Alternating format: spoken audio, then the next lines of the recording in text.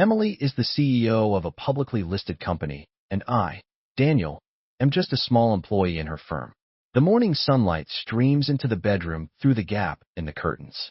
I rise quietly, careful not to rouse my still sleeping wife.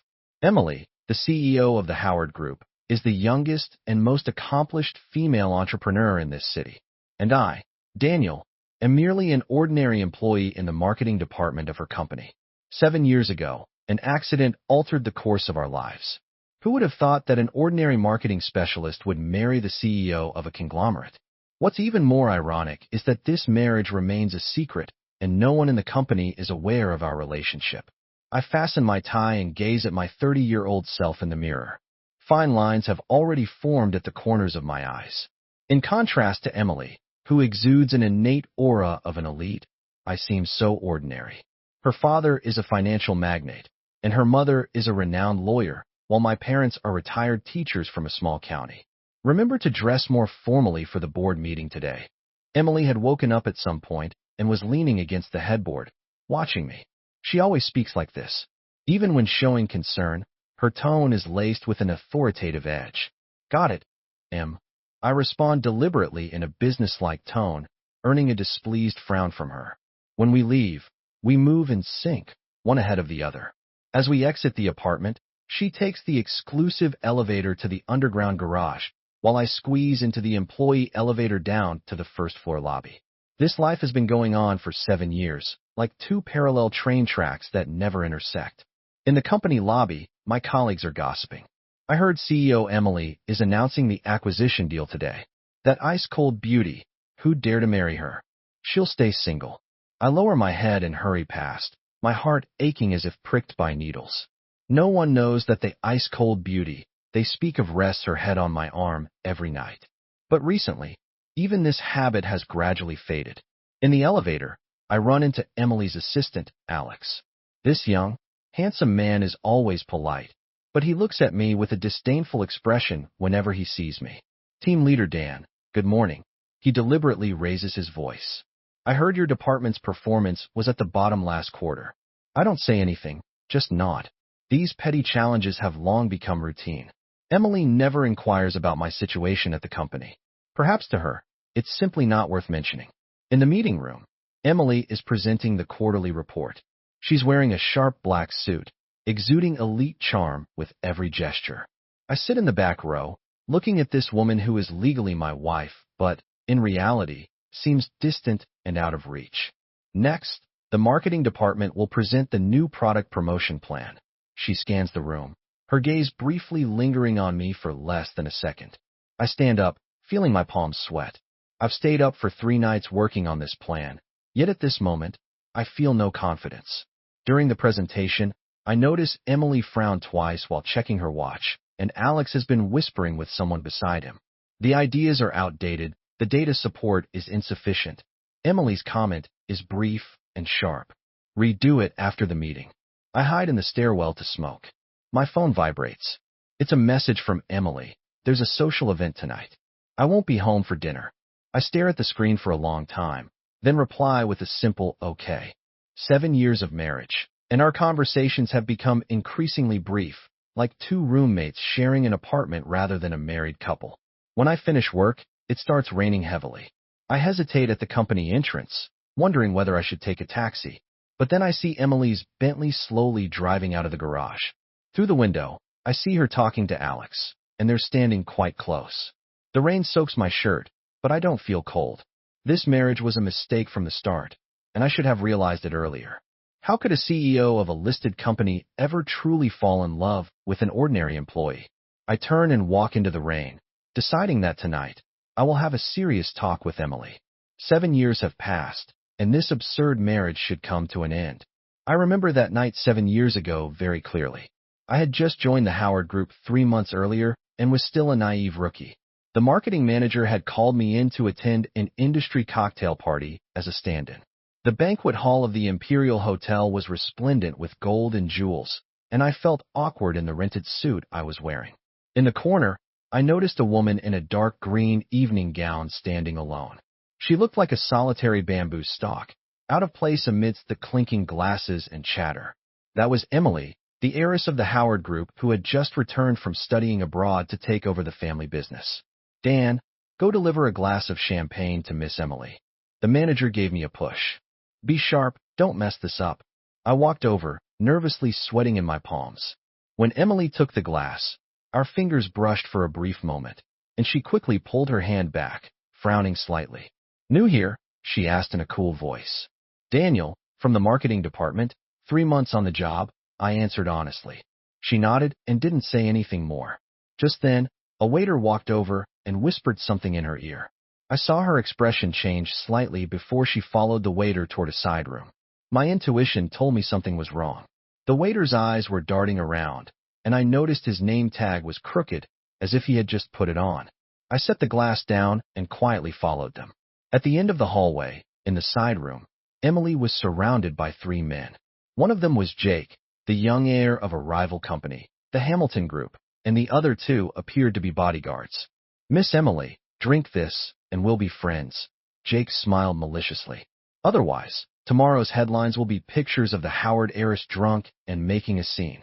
Emily's face turned pale, but she straightened her back. Jake, you know the consequences of this. Consequences? Jake laughed loudly. After we've had our way with her, old Howard will be eager to take me as his son-in-law. In a rush of blood, I charged forward. CEO Emily, the chairman is looking for you. I shouted loudly, positioning myself in front of her. Jake's expression darkened. Who's this little lackey? Get out.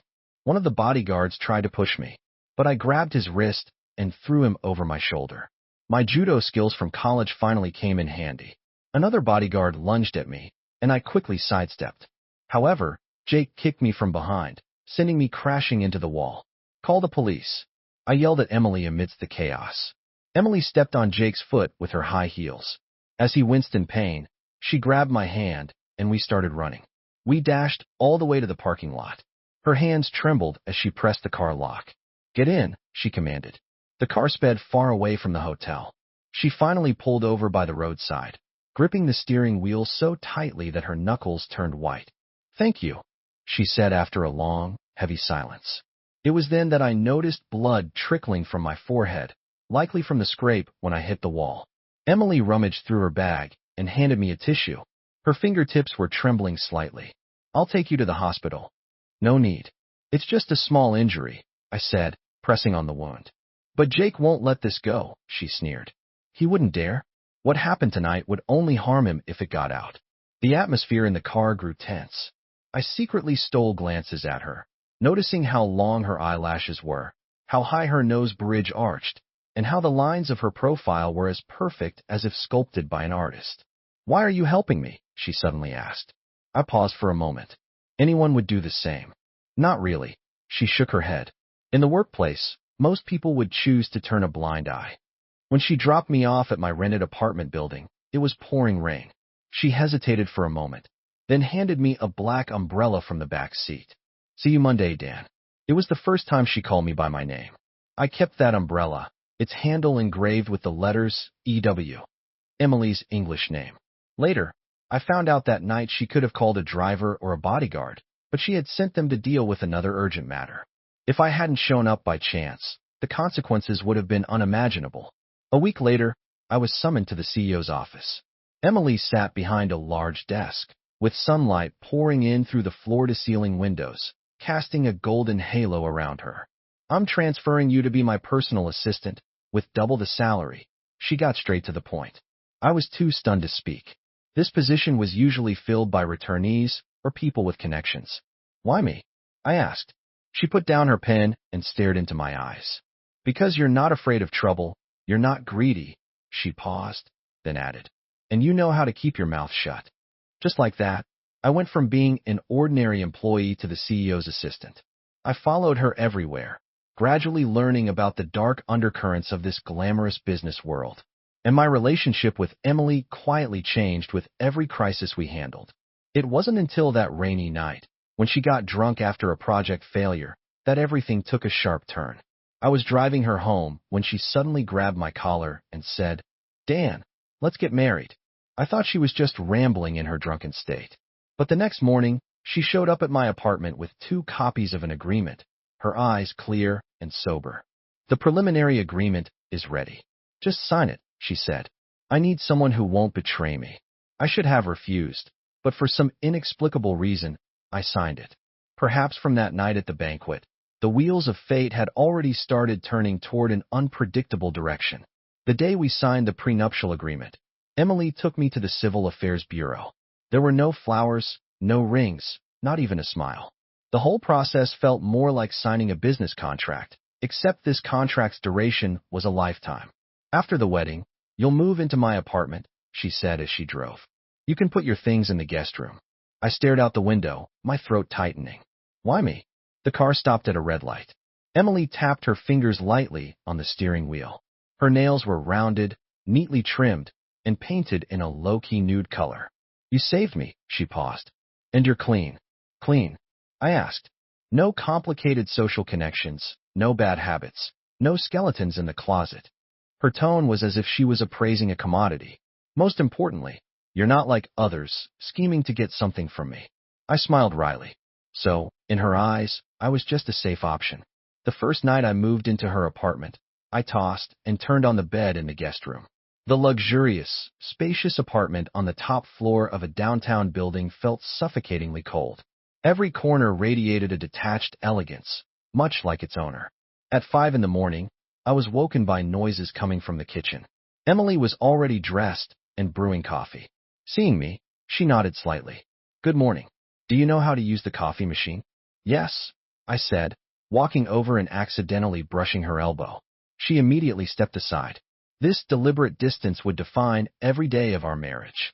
She gave me a secondary bank card, but I never used it. She arranged for a driver to pick me up for work, but I insisted on taking the subway. I made dinner for her on her birthday, but she worked late at the office. 3 months into our marriage, the Howard Group faced a hostile takeover. Emily didn't come home for an entire week. I went to the company with a change of clothes and stomach medicine to find her. When I pushed open the office door, she was slumped over the desk, napping. The computer screen was still on, and next to her was a half-drunk cup of cold coffee. I gently draped a coat over her, but she suddenly woke up, instinctively grabbing my wrist. It's me, I whispered. She loosened her grip and rubbed her temples. What are you doing here? Just checking if you're still alive, I said half-jokingly, setting the thermos box on the desk. Eat something. She stared at the hot food I took out, and for a moment, her expression softened. Thank you, she said quietly, picking up the chopsticks. That night, I stayed at the office with her. At 3 o'clock in the morning, she finally couldn't hold on any longer and fell asleep on my shoulder. I could smell the faint scent of her perfume, mixed with the weariness of her exhaustion. In that moment, I suddenly realized that this strong woman had a vulnerable side. But the next morning, she was back to her usual cold, indifferent self, as if the reliance from the night before had been just a figment of my imagination. Time passed like sand through an hourglass. 1 year, 2 years, 3 years. Our marriage had become a strange, symbiotic relationship. To the outside world, we were a loving couple. At home, we were like two strangers living together. In the 5th year, Emily's father had a stroke and was hospitalized. I stayed at the hospital for 2 full weeks, driving Emily back and forth and taking care of her father. One late night, she came out of the ward and saw me still waiting on the bench in the hallway, my eyes red. Go get some rest, she said. I stood up and handed her a cup of hot milk. You need to rest more. She took the cup, her fingertips cold. We sat silently side by side, the scent of hospital disinfectant mingling with a faint trace of her perfume. Dad has always hoped I would marry someone from a family of equal standing, she suddenly said. He still doesn't understand why I chose you. My heart tightened sharply. Yeah, why? I echoed. She turned to look at me, something fleeting flashing in her eyes. But in the end, she just shook her head. Go to sleep. There's a board meeting tomorrow. That was the closest we ever got to truly opening up to each other, like a match struck in the darkness, burning bright for a moment only to fade instantly. In the spring of the 7th year, Emily secured the largest overseas project for the group. At the celebration banquet, she drank more than usual. As I helped her back home, she leaned against me, her breath laced with the sweet aroma of red wine. Dan, she slurred my name. My heart raced. Tomorrow, remind me to check the quarterly report. I smiled bitterly as I helped her onto the bed. Even when she was drunk beyond recognition, her mind was still focused on work. As I tucked her in, my hand accidentally brushed against her cheek. Unconsciously, she nuzzled my palm like a spoiled cat. The closeness in that moment made my chest ache. Only at times like these could I briefly have her all to myself. The next morning, she had returned to her usual self, wearing a neat suit and reviewing reports at the table, as though the vulnerability of the night before had never existed. "Good morning," she said without looking up. "The coffee is in the pot." I poured myself a cup and sat across from her. Sunlight streamed through the floor-to-ceiling windows, casting a golden hue around her. 7 years, and she was still so beautiful, beautiful enough to break my heart. "Emily." I mustered the courage to speak. "We." Her phone suddenly rang. After taking the call, she quickly stood up. "The client from Singapore arrived early. I have to go to the office." As she reached the door, she turned back and glanced at me. "What were you about to say?" I shook my head. "Nothing.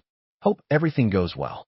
The sound of the door closing echoed painfully in the empty apartment. I stared at the cup of coffee she hadn't finished, suddenly realizing that our marriage was like this cold cup of coffee, calm on the surface but long cooled on the inside. I first met Emily's family 3 months after we got married, when her father, Mr. Howard, celebrated his 60th birthday with a banquet at the Howard family's old residence. That morning, Emily tossed me a delicate gift box. "Put this on," she said briefly. "Be there at 6 o'clock tonight. Don't be late." Inside the box was an expensive custom suit, the fabric smooth like water. As I stood in front of the mirror tying my tie, Emily walked over, furrowing her brow as she adjusted it. "The bow tie is too loose." Her fingers brushed over my Adam's apple, sending a subtle shiver through me. "Remember, no matter what you hear tonight, keep smiling." The Howard family residence was located on a mountain on the outskirts of the city, a 3-story villa combining Chinese and Western architectural styles. As we entered, the butler's scrutinizing gaze made me feel uncomfortable. The hall was filled with the fragrance of fine clothes and the presence of politicians and business elites. Emily clung to my arm, her smile perfect, but her body stiff as a board. "Emily, is this your husband?" A well-dressed woman approached, her gaze sweeping over me like an X-ray. "Aunt," Emily nodded. "This is Daniel." "Oh, the little clerk. I heard your parents are teachers." The woman's red lips curled into a mocking smile. I tightened my grip on my glass. "Yes, they teach at a high school in the county." "Oh, humble," she drawled, turning to Emily. "Your father nearly had a stroke when he heard." Emily's expression didn't change. "Aunt, excuse us. We need to go wish Dad a happy birthday." After leaving the crowd, she whispered, "Don't mind it." "I don't mind." I tugged at my tie. "I should have worn my own clothes." She glanced at me. That suit was a giveaway from a charity auction. The tags were still on it. I froze, not expecting her to notice such details. Mr. Howard sat at the head of the table, his silver-gray hair meticulously combed, his gaze sharp as an eagle's. Even sitting down, his tall frame was apparent, and Emily's eyes and brows resembled his. "Dad." Emily stepped forward. "Wishing you happiness as vast as the East Sea and longevity as enduring as the South Mountain." The old man grunted, his eyes landing on me. "This is the person you chose?" I took a step forward, respectfully presenting my gift. "Uncle, happy birthday. This is a small token from Emily and me." "Uncle?" The old man sneered. "You're married and you still call me uncle?" A few quiet laughs echoed around us, and my ears burned. "Dad, happy birthday," Emily interjected. He didn't take the gift, but instead turned to Emily. "The Wong family's son just returned from Wall Street yesterday. You should meet him." Emily remained expressionless. "I'm already married." "Is that really called marriage? You didn't even have a wedding. How do we know if you're truly married?" The old man raised his voice.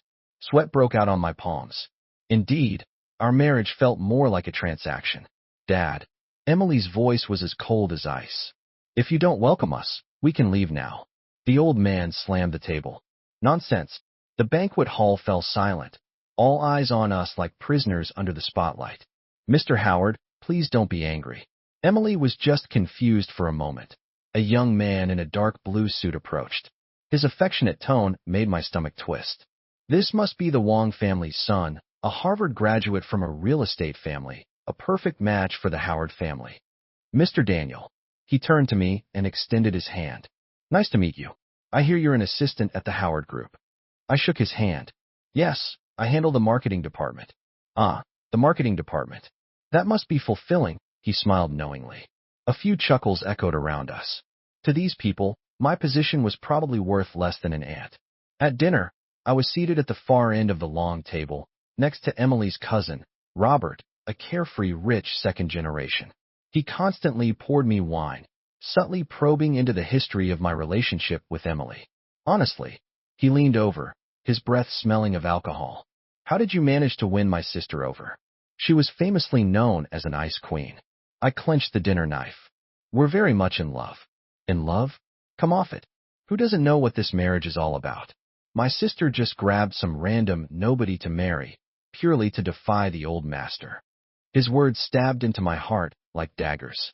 Indeed, the true nature of this marriage was crystal clear, even to outsiders.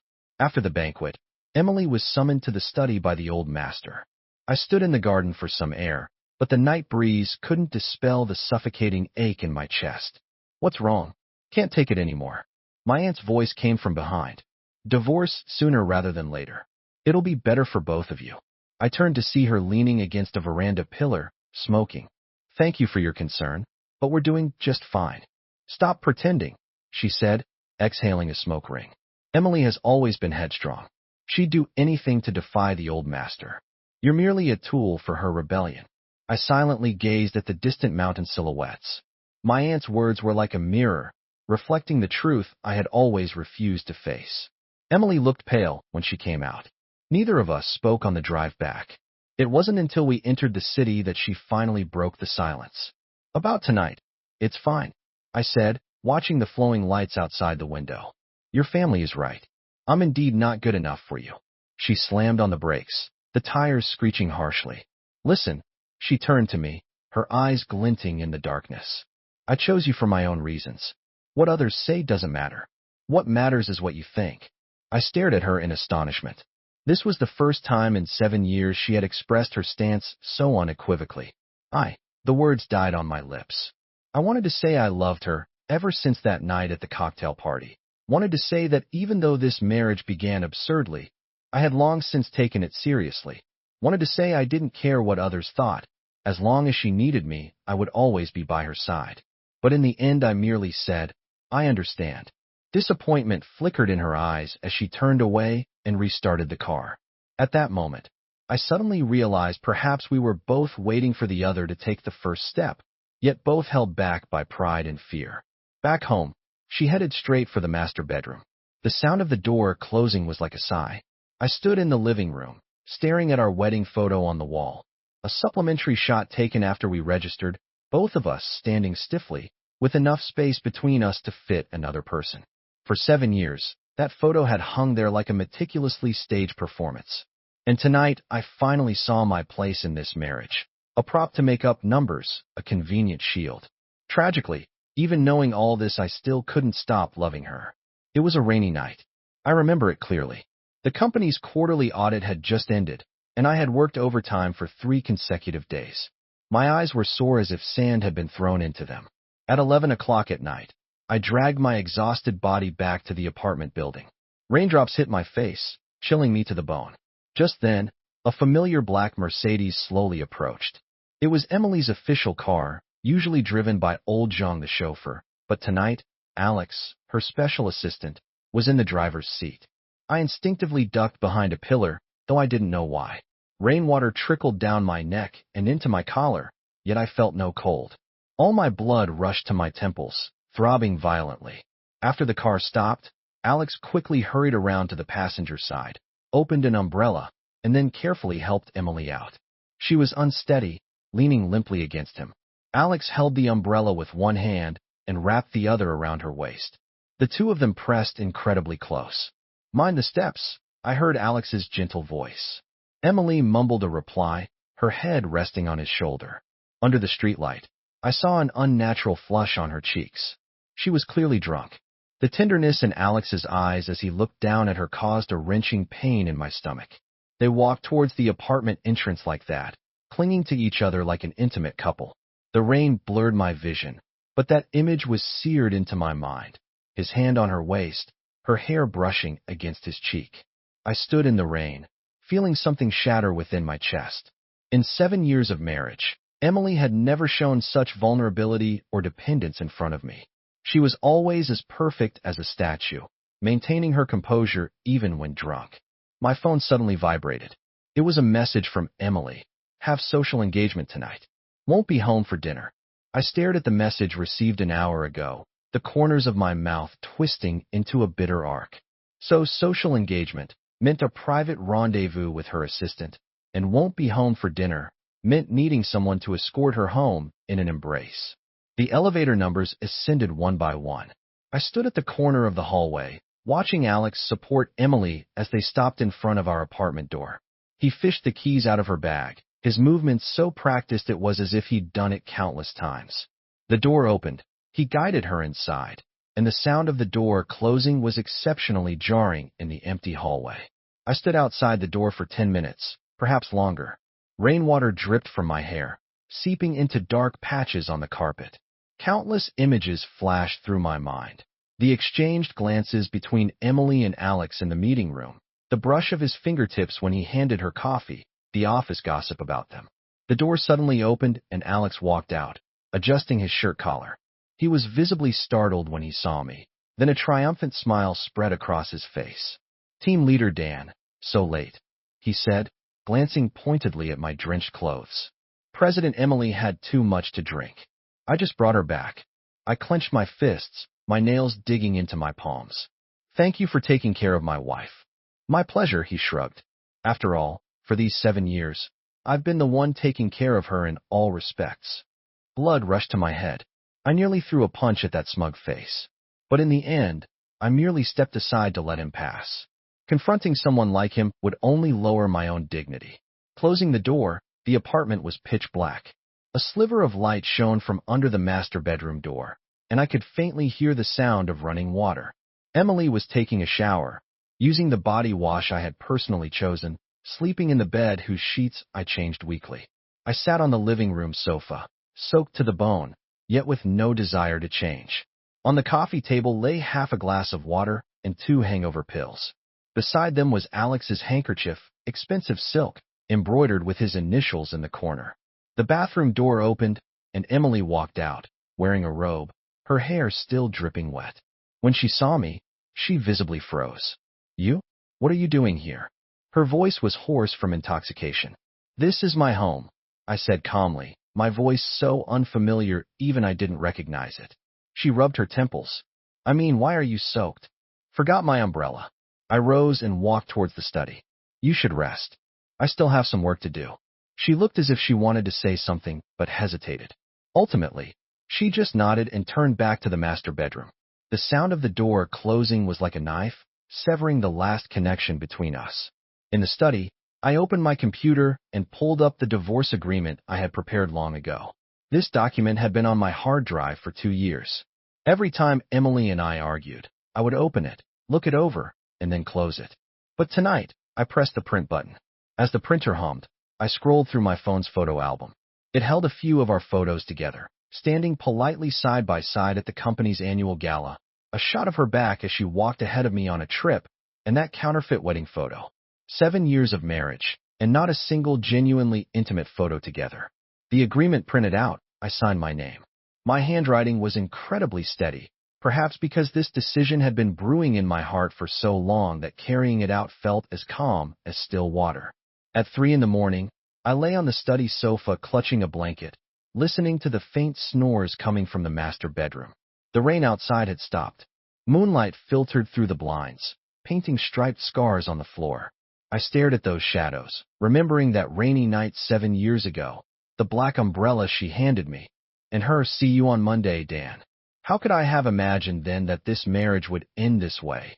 Not because of differences in social status, not because of family opposition, not even because of her indifference, but for the most cliched reason of all, betrayal. When daylight came, I would place the agreement on the dining table, then pack my bags and leave. 7 years of affection, ultimately severable with just a few sheets of paper. How ludicrous, and yet how fair. I divorced her and also resigned from her company. Because we had a preliminary agreement, we each kept our respective assets, so the divorce proceeded smoothly. The morning sunlight stung my eyes. I awoke on the study sofa, still wearing the shirt that had been soaked last night and then dried by my body heat, clinging wrinkled to my skin, reeking of a mixture of rain and sweat. On the dining table, the divorce agreement was already laid out, next to a steaming cup of black coffee, Emily's daily morning ritual. She sat opposite me, dressed in a sharply tailored gray suit, her makeup impeccable, showing no trace of last night's intoxication. "What's this?" She nudged the agreement with a fingertip, her voice as cold as ice. "As you can see, a divorce agreement." I pulled out a chair and sat down. "According to the prenuptial agreement, we each retain our premarital assets, and marital property will be divided 50-50. I've already signed it." She stared at the agreement, her face growing paler because of last night. "Not entirely." I picked up my coffee and took a sip. The bitterness spread on my tongue. This marriage was a mistake from the very beginning. We both knew it. "Alex just drove me home," she said suddenly. "There's nothing between us." I laughed. "No need to explain. It's been 7 years, Emily. Have we ever had anything between us?" She froze as if she'd been slapped. Sunlight streamed through the floor to ceiling windows, illuminating her. I could clearly see the fine lines at the corners of her eyes and the slight tremble of her lips. This woman, always so invulnerable, finally showed a crack. I thought. Her voice was so low it was almost inaudible. "I thought we were doing all right." "All right." I repeated her words, a stone pressing on my chest. "Yes, treating each other with distant respect, not interfering in each other's lives. That's certainly all right." She shot to her feet, the chair scraping harshly against the floor. "What do you really want?" "I want a real wife, not an eternally distant CEO, Emily. I want someone to ask me how my day was when I come home, not just cold notes and text messages forever. I want you to love me." The words caught in my throat, ultimately unsaid. Emily stood there like a perfect statue, only the slight tremor in her fingers betraying her emotions. We faced each other across the dining table. 7 years of marriage weighed in the balance at this moment, as light as a feather. "Fine." She finally spoke, her voice regaining its usual calm composure. "I'll sign." She picked up a pen and signed her name on the agreement. Her movements were crisp and efficient, as if signing an ordinary contract. I watched her write Emily stroke by stroke, suddenly remembering her expression 7 years ago at the Civil Affairs Bureau when she signed the marriage registration form. So calm, it was almost cold. "I'll move out today," I said. "No need." She closed the folder. "I'll go stay at my parents' for a while. This house, you can continue living here." "That won't be necessary." I shook my head. "I've already found a place." She opened her mouth as if wanting to say something, but finally just nodded. "As you wish." An hour later, I had packed my luggage. Truth be told, there wasn't much to pack. Most things were bought after marriage, and according to the agreement, should be split 50-50. But I didn't want to take anything. I only packed one suitcase with a few clothes, my laptop, and that black umbrella engraved with EW. Emily stood at the doorway, her back to me, the line of her shoulders stiff. "About the company. I'll submit my resignation letter." I zipped my suitcase. "I won't be going to work today. I'll hand over my work to Sarah." "That's not what I meant." She turned around, her eyes frighteningly red. "You want me to stay at the Howard Group and watch you and Alex together every day?" I gave a bitter smile. "No, thank you." Her lips trembled. "Dan, do you really think I would?" "It doesn't matter anymore." I cut her off, pulling on my suitcase. "I wish you happiness." As I walked out the apartment door, the sunlight was so blinding I couldn't open my eyes. 7 years ago, I entered this marriage empty-handed. Now as I leave, I am still empty-handed, except for a heart full of scars. The divorce proceedings went surprisingly smoothly. The prenuptial agreement protected both our interests. There were no arguments, no acrimony, as clean and efficient as concluding a business partnership. On the day we received the divorce certificate, Emily didn't come. She sent her lawyer in her stead. "Ms. Emily asked me to convey to you," the lawyer said, pushing up his glasses. "Should you need anything, you can contact her at any time." I smiled faintly but said nothing. As I walked out of the Civil Affairs Bureau, a light drizzle was falling. I didn't open my umbrella, letting the raindrops fall on my face, mingling with my warm tears. The resignation process was equally simple. The HR manager looked at me with eyes full of sympathy. News of my divorce from Emily had already spread throughout the company. As I was clearing my desk, Alex leaned against the door frame, a look of feigned regret on his face. "Such a pity, team leader Dan," he said deliberately loudly. "We won't be seeing you around anymore." My colleagues cast curious glances my way. I calmly stuffed the last few books into a cardboard box. "Take good care, Miss Emily," I said. He froze for a moment, clearly not expecting such a response. Cradling the box, I walked towards the elevator, feeling his chilling gaze on my back. The moment the elevator doors closed, I let out a long sigh of relief. 7 years. I was finally free from this absurd marriage and free from a self that had always lived in Emily's shadow. My new rented apartment was in the eastern part of the city, much smaller than Emily's mansion, but it was filled with sunlight. I lay on the floor of the empty living room, staring at the cracks in the ceiling, and for the first time I felt I could breathe freely. My phone vibrated. It was a text message from Emily. "Have you settled in?" I stared at the message for a long time, but ultimately didn't reply. Divorce is like an amputation. Pain is inevitable, but only by severing completely can the wound possibly heal. As night fell, I turned on my computer and started sending out resumes. 30 years old, it wasn't too late to start over. This time I would live for myself, no longer someone's husband, someone's appendage. Outside the window, the city lights came on one by one. One of those lights belonged to Emily, but from now on it had nothing to do with me. 3 weeks after the divorce, Emily called me at 2 in the morning. The ringing shattered the silence of the night. I stared at the flashing name on the screen, my heart pounding like thunder. "Hello," I finally answered. Heavy breathing came from the other end, followed by the faint clinking of glass. She was drinking. Dan. Her voice was slurred, laced with a vulnerability I had never heard before. My stomach, it hurt so much. I immediately sat bolt upright. "Have you taken your medicine?" "There's stomach medication on the second shelf of the medicine cabinet." "I can't find it," she gasped softly. "You always prepared it before." Those words pierced my heart like a knife. Indeed, for 7 years, I had remembered her menstrual cycle, kept her favorite coffee beans stocked, reminded her to eat on time, and silently placed a glass of warm milk beside her when she worked late into the night. These small habits had long been woven into the fabric of our lives, their existence only noticed after they were gone. "What about Alex? Have him help you find it."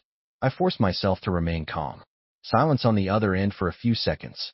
"He's not my assistant anymore." "What?" "I fired him." Her voice grew fainter. "That night, he did try, but I pushed him away." My fingers clenched the phone tightly, knuckles turning white. What was this? A belated explanation?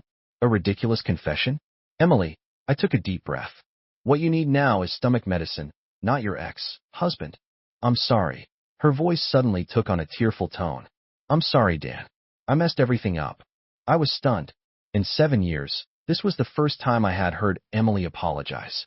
Emily, who was always proud, always right, was now sobbing like a little girl on the other end of the line. "Don't hang up," she pleaded. "Just talk to me for a while, okay? Like we used to." I closed my eyes and heard myself say, "First go to the kitchen. There's spare medicine in the small cabinet next to the electric kettle." Rustling sounds came from the other end. She seemed to be moving according to my instructions. I could almost see her, barefoot on the marble floor, silk nightgown hanging loosely on her shoulders, her dark hair disheveled around her pale face. This was the Emily only I'd seen, Emily with all her defenses down. "Found it," she said weakly, followed by the sound of swallowing pills. "Now go lie down on the sofa," I said, using a commanding tone without realizing it. "There's a blanket under the coffee table." "How do you remember everything?" she murmured, her voice carrying a softness I found irresistible. "Because I love you." The words swirled on the tip of my tongue, but I swallowed them back. What was the point of saying it now? "Get some rest," I finally replied. "Just like that, Dan." She suddenly called out to me urgently. "Hi. I want to see you." My heart skipped a beat. "Why?" "The keypad lock on my apartment is broken. I can't find the warning card." She came up with a flimsy excuse. I almost laughed out loud. The president of the Howard Group couldn't find a locksmith's number? "Emily," I sighed. "Don't be like this. There was a long silence on the other end, so long I thought she had fallen asleep. Just as I was about to hang up, she suddenly said softly, "I got used to someone making me coffee every morning, used to a light being left on in the living room when I came home late at night, used to," her voice trailed off, "used to having you in my life." My eyes suddenly grew warm. 7 years. This was the closest she had ever come to a confession. "Sleep," I said, my voice hoarse. "The pain will subside once the medicine kicks in." "Will you hang up?" she asked cautiously, like a child afraid of being abandoned. "No." I lay back down on the bed, placing the phone beside my pillow. "I'm right here." Her even breathing came from the other end, occasionally interspersed with a few uncomfortable soft moans. I listened like that until she too fell into a deep sleep. As the sky outside gradually lightened, I gently hung up the phone, my chest filled with an unfamiliar tender ache. The next day at noon, my doorbell rang. Through the peephole, I saw Emily standing outside, dressed in a simple white shirt and jeans. Without makeup, dark circles were prominent beneath her eyes. She clutched 2 takeout bags, anxiously biting her lower lip. I opened the door, and her familiar perfume, mingling with the scent of sunshine, wafted over me. I was just passing by." She awkwardly held up the takeout bags. "I bought your favorite Cantonese dim sum. There's too much of it." I looked at her, at the transparent excuse of passing by after clearly traversing half the city, and my heart felt as if an invisible hand had gripped it. "Come in." I stepped aside. She entered cautiously, her gaze sweeping over my modest apartment, visibly faltering when she saw our photo by the bedside, the only one I had taken from the office. "Does your stomach still hurt?" I asked. She shook her head, opening the takeout containers one by one. Her movements were so clumsy, unlike the formidable businesswoman renowned for her decisiveness in the corporate world. I asked the lawyer. "The divorce agreement can still be rescinded," she said. I paused, chopsticks in hand, and looked up at her. Sunlight slanted through the window, illuminating her slightly trembling eyelashes. "Why?" I asked softly. Her fingers twisted together. "Because I realized." "Realized what?" "That you were used to being taken care of. That life was inconvenient. Or, I realized I love you," she finally said, her voice as light as a feather, yet it stirred a hurricane in my heart. I was stunned. The 3 words I had waited 7 years to hear, just like that, on an ordinary noon, drifted over from beside a takeout box. "It's too late, Emily," I heard myself say. The color instantly drained from her face, her fingers gripping the edge of the table. "I know I have no right to say this, but please give me a chance, all right? Just one." I looked at her reddened eyes, suddenly remembering that rainy night 7 years ago, the warmth of her fingertips when she handed me an umbrella. Fate, like a mischievous child, always makes us understand our hearts at the most inopportune times. "The dim sum is getting cold," was all I finally said. The light in her eyes dimmed, but she still managed a faint smile. Let's eat first." We ate the already cold shrimp dumplings in silence, neither of us broaching the subject again. But I knew some things, once spoken, could never be taken back, just like a 7-year marriage. Once ended, it was difficult to return to the beginning. As she was leaving, she hesitated at the door for a long time, finally just saying softly, "I'll wait for you, no matter how long." Closing the door, I leaned against the wall and slowly slid to the floor. My phone vibrated. It was a message from her. "The keypad lock isn't broken. I just wanted to see you." I stared at the message, a pang of mingled sourness and fullness tightening my chest. So, even someone as proud as Emily would bow her head for love. I just didn't know if such an awakening was timely enough to salvage our already shattered marriage. Emily began to appear frequently in my life, like a gentle invasion. Every morning, my phone would ring punctually at 7, a good morning text from her. The front desk at the office would always have lunch delivered by someone. She sent all my favorite dishes. When I worked late at night, she would happen to pass by my office building and ask if I needed a ride. This method of pursuit was endearingly clumsy, completely unlike the Emily who was so ruthlessly decisive in the business world. My colleagues started teasing me. "Director Dan, is the president of the Howard Group pursuing you?" I would just smile noncommittally. A month later, on a weekend, the doorbell rang again. This time, Emily held a stack of documents, her eyes shining with astonishing brightness. I've redrafted the agreement. She walked straight in and spread the documents on the coffee table. The prenuptial agreement is voided. All postnuptial assets are to be jointly owned, including shares in the Howard Group. I glanced at the densely packed clauses, my heart constricting violently. This meant if we divorced again, she would lose half her fortune, a concession the president of a publicly listed group would never easily make. Why? I closed the folder. She stood by the window, the sunlight casting a golden halo around her. Because I want to start over with you, without calculations, without reservations. Emily, I took a deep breath. We tried. It didn't work. That's because I was too stupid. She suddenly raised her voice. 7 years. I was like a blind person, unable to see your goodness.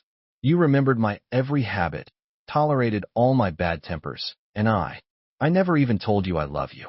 Her voice choked. This was the second time I'd seen her cry.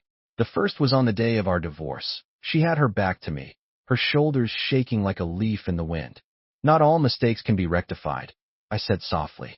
Give me 3 months. She grasped my hand, her palm icy cold.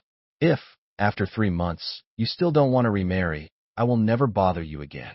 I looked at her crimson, rimmed eyes, remembering that late night call about her stomach ache, remembering her standing at my door, awkwardly holding takeout. In 7 years of marriage, she had never been so humble. Why 3 months? Because, she bit her lip. The doctors said the first 3 months of pregnancy are the most unstable. My mind went blank. What? She gently placed her hand on her lower abdomen. 4 weeks. It must have been the night before the divorce. I stumbled back a step, knocking over the water glass on the coffee table. Water bloomed across the documents, blurring the carefully drafted clauses. Countless images flashed through my mind. Her unusual passion the night before the divorce, the traces on the bed sheets in the morning, her sudden pursuit over the past month. Is it for the child? My voice was hoarse, almost unrecognizable as my own. No. She shook her head vehemently. It was only after I found out I was pregnant that I understood. I want this family. I want you. Family. The word sounded so foreign yet familiar coming from her lips. For 7 years, our shared apartment had never been called home by her, always just the house or the apartment. Emily, I began with difficulty. A marriage shouldn't be maintained reluctantly for a child. It's not reluctant, she almost shouted. Dan, look at me. She forced me to look her in the eyes, those eyes that were always calm and self-possessed, now filled with vulnerability and entreaty. I love you, not because of the child, not because of habit, but because you are you. Sunlight danced on her face, and I clearly saw the fine lines at the corners of her eyes and the trembling of her lips. This woman, once so imperious, now laid bare all her vulnerabilities to me without reservation. 3 months, I heard myself say. Just 3 months. She threw herself into my arms, her tears soaking my shirt. I smelled the familiar scent of her shampoo in her hair and suddenly remembered that cocktail party 7 years ago. She had leaned against my chest just like this then. Only then it was out of fear, and now it was out of love. That night, I moved back into the apartment. Nothing had changed, except for a photo of us together on the nightstand in the master bedroom, a space that had always been empty before. Emily, like an excited little girl, pulled me along to show me the nursery she had redecorated, though it was still very early for that. Do you like blue or pink? She asked. Either is fine, I said, stroking her hair. As long as it's our child. She suddenly grew quiet, leaning against my shoulder. I'm sorry for making you wait so long. I didn't answer, just held her gently. 3 months, 90 days, enough time for me to see if this marriage could still be saved. This time, there would be no prenuptial agreement, no calculations, only 2 battered but still beating hearts and an unexpectedly conceived new life. Late at night, I sensed her quietly getting out of bed. Through the slightly ajar door, I saw her in the study, flipping through our wedding album, the album she had never paid any mind to before. In the moonlight, her fingers gently caressed my face in the photos, her touches tender, as if she were handling a treasure. At that moment, I suddenly understood perhaps love had been there all along.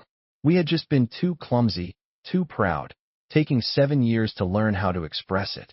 2 weeks of the 3-month period had passed, and Emily's pursuit of me only intensified. Every morning, a fresh bouquet of white roses would appear on my desk. At lunchtime, she would punctually show up at the company cafeteria, sitting opposite me, oblivious to the stares of others. After work, her car was always parked at the building entrance, window rolled down, revealing her face feigning composure. "Emily," I finally said one day, unable to bear it any longer. "You're making it very difficult for me to work." She was in my office helping me organize files. God knows why the CEO of the Howard Group would personally do such a thing. Hearing my words, her fingers paused, and when she looked up, a flicker of hurt crossed her eyes. "I just wanted to help." "I don't need help," I said, closing the folder. "We need to talk." She sat opposite me like a child who had done something wrong, her fingers twisting together nervously. Sunlight streamed through the blinds, casting striped shadows on her face, and I noticed the distinct dark circles under her eyes. "Listen," I said, trying to keep my voice steady. "I understand your guilt, but this way of compensating isn't healthy for either of us." "It's not guilt," she interrupted me eagerly. "Dan, I really—" Suddenly, the office door was pushed open, and Department Manager Mark poked his head in. "Director Dan, big news. Our company has been acquired." I frowned. "When did this happen?" "Just now," Mark said excitedly. "I heard it was the Howard Group." "Huh. CEO Emily, what are you doing here?" I whipped my head around to look at Emily. A flicker of guilt crossed her face. "You bought our company?" I asked in disbelief. She bit her lip. "I just wanted to give you more room to grow." "Good heavens." I stood up, my chest feeling as if it were crushed by a heavy stone. "Do you know what this is called?" "This is called control." "No, it's not." She stood up too. Just what?" I sneered. "Making decisions for me again. Just like that sudden marriage proposal 7 years ago." The color drained from her face instantly. Outside the office, curious gazes from colleagues peered through the glass wall towards us. "Let's talk outside." I grabbed my jacket and dragged her out of the company. In the underground parking lot, I released her wrist. A red mark had already formed around it. Emily didn't cry out in pain, just looked at me with those tear-filled eyes, like a wounded fawn. "What exactly do you want?" I questioned in a low voice. "I want to make amends," she said softly. "With money? With power?" I shook my head. "Emily, you don't understand where the problem lies at all." "Then tell me." She suddenly raised her voice. "Tell me what to do? I've never pursued someone like this before." Her voice choked, and in the dim light of the parking lot, I saw tears glistening at the corners of her eyes. It was only then that I suddenly realized the lofty Emily perhaps truly didn't know how to love someone properly. "What I want isn't flowers, not a promotion or a raise," I said wearily. "What I want is respect, trust, is—" The word loyalty was stuck in my throat, but I couldn't say it. The image of that rainy night resurfaced in my mind. Alex with his arm around her waist, her leaning against his shoulder. "Forget it." I turned to leave. "We both need to calm down." "Because of Alex? You still don't believe me?" she suddenly asked. I believed my eyes. "He did try to take advantage of me that night, but I pushed him away." She rushed in front of me. "I fired him." "What more do you want me to do?" "I want you to go to him." I finally exploded. "Since you two are so close, why bother clinging to me?" The words cut through the air like a knife. Emily staggered back a step, as if physically struck by my words. The parking lot fell deathly silent. Only the distant sound of dripping water echoed. "So that's how it is," she suddenly laughed, a smile more painful to look at than tears. 7 years of marriage, and this is the kind of person I am in your eyes." She turned and walked toward her car, her back ramrod straight, but I knew she was crying. Emily, who never showed weakness, was shattered by my words. "Emily," I called out to her subconsciously. She didn't turn back, just waved her hand. "Don't worry.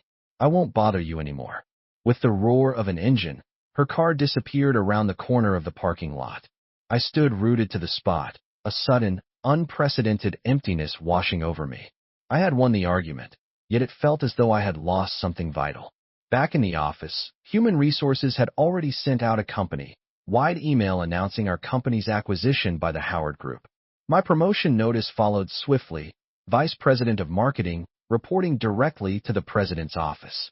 "Congratulations, Mr. Dan. With President Emily as your backer, Your future is limitless, a colleague said. I forced a smile, but my heart felt heavy as a stone. My phone screen lit up. It was a text from Emily. My resignation has been processed, effective tomorrow. Severance will be paid at the highest rate. I stared at the message for a long time, ultimately not replying. When I left work, a cardboard box sat on my desk. Inside were all the gifts I had given her during our 7 years of marriage. A necklace I had saved 3 months' salary to buy for her birthday, an out-of-print book she had once mentioned wanting, and a photo of us taken at an amusement park on our first date. Beneath it all lay a letter, her neat handwriting on the envelope, for Dan's eyes only. I didn't have the courage to open it. After carrying the box home, I sat in the dark living room, gazing at the city lights outside the window.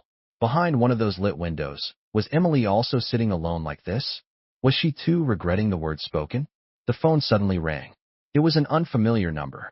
When I answered, a man's voice said, "Is this Mr. Daniel?" "This is Alex." I gripped the phone tightly. "What is it?" "I think you should know the truth." His voice carried a hint of mockery. President Emily was indeed drunk that night, but you'll definitely want to know what she said when she pushed me away. "Speak. Don't touch me." "I'm married," Alex sneered. "How ridiculous. Who in the entire business circle doesn't know your marriage is a sham?" Yet she stubbornly held that line, even though you clearly don't care. He was still saying something on the other end, but I could no longer hear him. All I could hear was Emily's voice saying, 7 years of marriage, and this is the kind of person you think I am, and the image of her trembling shoulders as she turned away. I grabbed my keys and rushed out, but I didn't know where to find her. Her apartment? The company? Or had she decided to walk out of my life completely? The night wind slapped my face. I suddenly understood I had been using that rainy night as an excuse. What I truly feared wasn't betrayal, but giving my heart again to someone who might hurt me. And now I might have lost her forever. 3 days later, Emily's assistant, Lily, called, saying President Emily had a persistent high fever but refused to go to the hospital. When I rushed to her apartment, the passcode lock had been changed back to its original combination, our wedding date. As the door opened, the strong smell of alcohol and medicine assaulted my nostrils. Empty wine bottles and documents were scattered around the living room. Emily was curled up on the sofa, her cheeks flushed an unnatural red, wearing only one of my old shirts. "You're here." Her voice was hoarse as she struggled to sit up.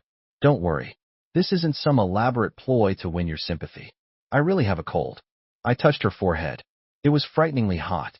On the coffee table were half a glass of water and a few fever reducers. She had clearly tried to manage on her own. "Why didn't you take the medicine?" I picked up the medicine box. "I did. It didn't work. Maybe it's the flu." Without a word, I picked her up. She was terrifyingly light, like a feather. "To the hospital," I said curtly. She struggled a little. "No need. I'll be fine after some sleep." "Quiet." I tightened my arms. "This time you listen to me." She quieted down, burying her face in the crook of my neck. Her scorching breath brushed against my skin.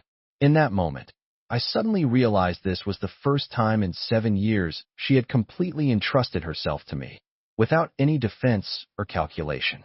The hospital diagnosed her with pneumonia, requiring hospitalization for observation. Emily lay in a hospital bed, on an 4-drip, looking like a fragile child. I sat by her bedside, watching her fever, chapped lips, my chest tightening with each pang. "You can go," she said suddenly. "You don't need to pity me. Don't talk." I poured a glass of water and handed it to her. She didn't take it, just stared at me. "I finally understand why you insisted on a divorce," she said. To be doubted by the person you trust most?" She gave a bitter smile. "It's a terrible feeling." My hand holding the cup tightened, and water splashed onto her hospital gown. She was right. I had used an unconfirmed suspicion to negate 7 years of marriage, just as her family had negated me back then. "I'm sorry," I said in a low voice. She shook her head. "I deserved it. How much security have I given you all these years?" Outside, the sky grew dim. The only sound in the hospital room was the dripping of the 4. Emily's hand reached out from under the covers and gently rested on the back of mine. It was still very warm. "Dan," she said softly, "will you promise me one thing?" "What is it?" "Next week is my dad's birthday. Accompany me on a trip back home. Consider it a dignified end to our 7 years of marriage. I promise I won't bother you after that." I looked at her haggard face and nodded. Perhaps this was the right way to say goodbye, to end where we began. A week later, Emily was discharged from the hospital, but she still looked very worn. The night before the birthday banquet, she sent me a message asking if I needed to prepare anything. Her tone was as formal as if communicating with a business associate. I replied that I didn't, and the conversation ended there. On the day of the banquet, I put on a suit she had once bought for me and drove to pick her up. Downstairs from her apartment, Emily was already waiting by the entrance, dressed in a dark green long gown. Her hair was pinned up, revealing her slender neck. Seeing my car, she was visibly startled. "Did you buy a new car?" she asked after getting in. "Rented," I said, handing her a gift box. "A gift for your father. A Hatian jade chess set. You said he likes them." She took the box, her fingers trembling slightly. "You still remember." I said nothing and started the car. Throughout the journey, we were polite to each other like strangers, neither of us mentioning divorce or reconciliation. The Howard family's old residence was brightly lit, brimming with guests. Seeing us arrive together, Mr. Howard was clearly taken aback for a moment, then quickly regained his composure. "Dad, happy birthday." Emily stepped forward to hug her father and presented the gift. "Daniel specially picked this out for you." The old master accepted the gift, giving me a long, meaningful look. "It's rare for you two to come together indeed," my aunt interjected, her voice laced with a sharp, insinuating edge. "To be so amicable even after a divorce, truly remarkable." A sudden silence fell upon the surroundings. Emily's face turned deathly pale. I took a step forward, gently placing my arm around her waist. "Who said we were divorced?" Emily whipped her head around to look at me, her eyes wide. I offered her a slight smile. "Till death do us part," I said with ease. Since this was the dignified farewell she desired, I was willing to play my part in this final act. In the banquet hall, the familiar clinking of glasses and the drone of insincere pleasantries filled the air. I noticed Emily was distracted, her gaze frequently drifting toward a particular corner. "Not feeling well?" I asked in a low voice. She shook her head, forcing a smile. "Just a bit overwhelmed by memories." Halfway through the dinner, a familiar figure entered the hall. Alex, dressed in a dark blue suit, walked straight towards Mr. Howard and presented his gift. The old master clapped him enthusiastically on the shoulder, treating him with the affection one might reserve for a son. My body tensed instantly. Emily seemed to sense my change, gently squeezing my hand.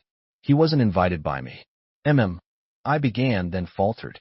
Just then, Alex spotted us, a provocative smirk playing on his lips. He sauntered over, wine glass in hand, deliberately raising his voice. Well, if it isn't the ex-husband." President Emily is quite the sentimentalist, bringing her ex-husband to a family banquet even after the divorce. The surrounding chatter died down instantly. I felt Emily's hand grow cold in mine. "Alex," she said, her voice frigid. "Watch your words." "Did I say something wrong?" He shrugged. "Everyone in the business circle knows you two have already." "We are perfectly fine," I interrupted, pulling Emily a little closer. "No need for your concern." Alex's eyes narrowed. "Is that so? Then why has President Emily been drowning her sorrows in alcohol every night lately?" "Why, enough." Emily cut him off sharply. "Please leave." "On what grounds?" Alex sneered. "I was invited by Uncle Howard. Unlike some people who are clearly out of the picture, but still shamelessly hanging around." I didn't wait for him to finish. I threw a punch. Alex stumbled backward, crashing into the champagne tower. The sound of shattering glass and shrieks filled the air. "Daniel." Emily grabbed my arm. Alex wiped a trickle of blood from the corner of his mouth, a savage grin spreading across his face as he straightened up. "Hit a nerve, did I? Do you know what you saw that night?" It was Emily rejecting me. She'd rather cling to a dead marriage than. "Shut up." Emily suddenly lunged forward and slapped Alex hard across the face. "You're fired. Never show your face to me again." The entire hall was in an uproar. Mr. Howard approached, his face ashen. "Emily, mind the occasion." "Dad." Emily's voice trembled. "Do you know this man? The one you treat like your own son almost assaulted your daughter when she was drunk." The old master's expression froze. Alex's face paled drastically. "Nonsense. It was clearly Emily who seduced me." "Security." Mr. Howard roared. "Get this man out of here." Amidst the chaos, I pulled Emily out of the hall. In the garden, the moonlight soft as water illuminated her trembling shoulders. Why didn't you tell me the truth sooner? I asked. She looked up, tears glistening in the moonlight. Even if I had, would you have believed me? In your eyes, I was already a cold-blooded, heartless liar. I reached out and wiped away her tears, the touch warm and real. 7 years of marriage. We had been like two blind individuals, fumbling in the dark, hurting each other, yet never truly seeing into the other's heart. I'm sorry, I said softly. She shook her head and took a document from her purse, handing it to me. This is for you. A declaration to nullify the divorce agreement. Whether you sign it or not is up to you. I took the document and, without even looking at it, tore it in half. Emily's eyes widened. Ms. Emily. I knelt on one knee, taking her hand. Will you marry me again? This time, no prenuptial agreement, no calculations, just you and me. Her tears fell large and heavy onto our clasped hands. You don't hate me? I did, I admitted honestly. But I hated myself more for my foolishness, for almost losing you. She threw herself into my arms, crying like a child. In the distance, the faint strains of music from the banquet hall drifted over. But in this quiet corner, we had finally found our way home.